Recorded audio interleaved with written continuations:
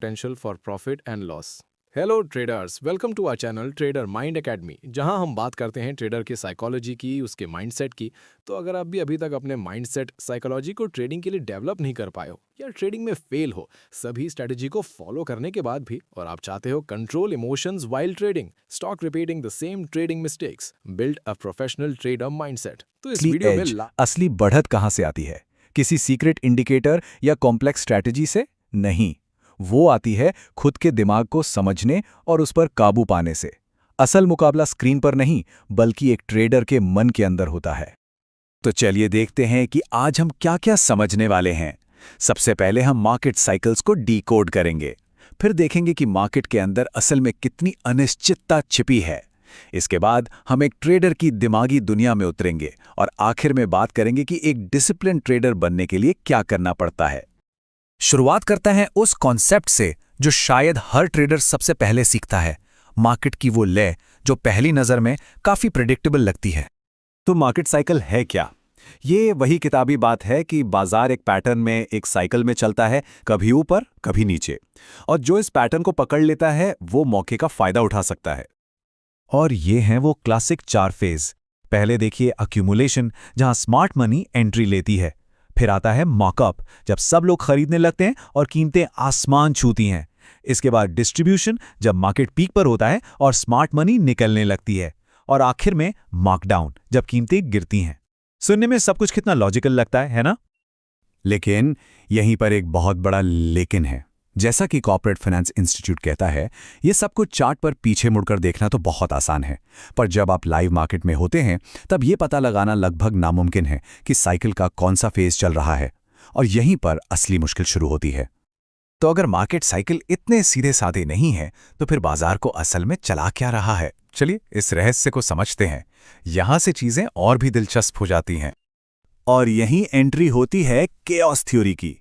सोचिए, बाजार एक घड़ी नहीं बल्कि मौसम की तरह है। आप अंदाजा लगा सकते हैं, भविष्यवाणी कर सकते हैं, पर 100% यकीन से कुछ नहीं कह सकते कि कल क्या होगा। एक छोटा सा बदलाव भी बड़े नतीजे दे सकता है। अब देखिए, यहां 2 बिल्कुल अलग सोच टकराती हैं। एक तरफ है पुरानी थ्योरी जो कहती है कि मार्केट बहुत एफिशिएंट है, सारी जानकारी पहले से ही प्राइस में शामिल है। और दूसरी तरफ है फ्रैक्टल मार्केट हाइपोथेसिस जो केओस थ्योरी से निकली है।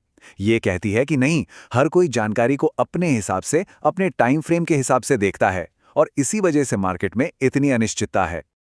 तो इसका मतलब क्या हुआ? मतलब ये कि ट्रेडर्स किसी नियम कायदे वाले खेल में नहीं हैं। ये एक ऐसा मैदान है जहां कोई बाहरी नियम नहीं है और सब कुछ लगातार बदल रहा है। तो फिर सबसे बड़ा सवाल ये उठता है, इस बिना नियम कानून की दुनिया में एक ट्रेडर आखिर कंट्रोल कर क्या सकता है?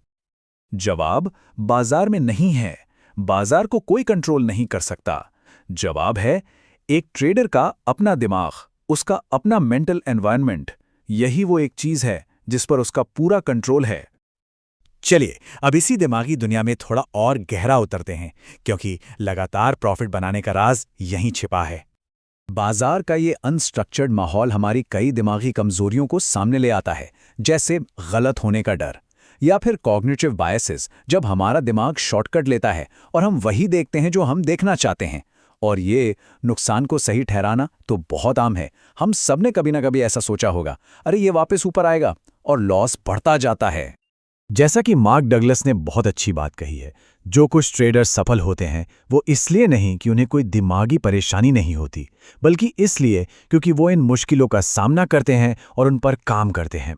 सफलता इन मुद्दों से भागने में नहीं, बल्कि इन्हें सुलझाने में है। तो ठीक है, ये सब मुश्किल है, पर इससे निपटने के लिए हमारे पास क्या हथियार हैं? चलिए अब उस टूल किट की बात करते हैं जो एक ट्रेडर को मेंटली स्ट्रांग बनाती है। सबसे पहला और सबसे जरूरी टूल है मेंटल फ्लेक्सिबिलिटी। इसका सीधा सा मतलब है बाजार को सुनने की काबिलियत। बजाय इसके कि हम अपनी उम्मीदें उस पर थोप दें, हमें ये देखना होगा कि बाजार हमें क्या बता रहा है। इसे एक उदाहरण से समझते हैं। मान लीजिए आपने एक स्टॉक खरीदा ये सोचकर कि वो ऊपर जाएगा, पर वो नीचे जाने लगा। अब यहां 2 रास्ते हैं, एक घबरा जाना, पैनिक करना, दूसरा शांति से सोचना, अपनी स्ट्रैटेजी बदलना और शायद उसी सिचुएशन में कोई नया मौका ढूंढ लेना। यही है असली फ्लेक्सिबिलिटी। और ये 4 स्किल्स हैं जो एक डिसिप्लिन्ड ट्रेडर की बुनियाद हैं। पहला, सेल्फ डिसिप्लिन, यानी अपने बनाए नियमों पर टिके रहना। दूसरा, फ्लॉलेस एग्जीक्यूशन, मतलब बिना सोचे समझे अपने प्लान को फॉलो करना। तीसरा, प्रोबेबिलिटी में सोचना, ये समझना कि हर ट्रेड में बस एक संभावना है, कोई गारंटी नहीं। और चौथा, सेल्फ एक्सेप्टेंस, अपनी गलतियों को बिना जजमेंट के स्वीकार करना।